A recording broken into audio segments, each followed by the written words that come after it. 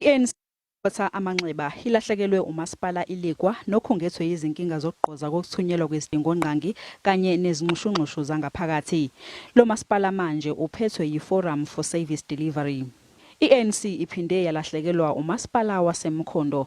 Lokhu kulandela ukuthi amakhansela amabili eyiqokele abantu abebengekho ohlwini lwabaqokwe yiqembu kwesobumeya nesikaSomlomo. Emva kwalokho bavota namaqembu aphikisayo. So you go to Mkhondo local municipality where a former mayor and other 5 ward councillors resigned and later withdrew their letter from the MM, and they went to council sitting and they voted with opposition, and now the municipality of Mkhondo is out of the ANC.